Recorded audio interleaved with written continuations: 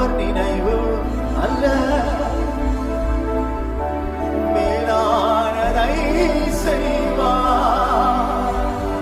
கரங்களை உயர்த்தி சொல்லுங்க, அப்பா நான் நினைத்தது சில வேளை நடக்காமல் இருக்கிறதை போல இருக்கிறது. நான் பட்ட பிரயாசங்கள், நான் படித்த படிப்புகள், இதற்கு ஏற்றதான காரியங்கள் ஒன்றுமே நடக்கவில்லையே. தாமதிக்கிறீரே என்று சொல்லி நீங்கள் நினைக்கலாம். தாமதிக்கிறார் என்றால் ஏன் தாமதிக்கிறார்? உனக்கு கொடுத்த வாக்கு தத்தங்களை நிறைவேற்றுவதற்காக தாமதிக்கிறார். ஏனென்றால் ஆண்டவர் உனக்கு வைத்திருக்கிற நோக்கம் பெரியது. ஆண்டவர் சொன்னார், உன் நினைவுகளை பார்க்கலாம் என் நினைவுகள், உங்கள் வழிகளை காட்டிலும் எங்கள் வழிகள், என் வழிகள் உயர்ந்திருக்கிறது.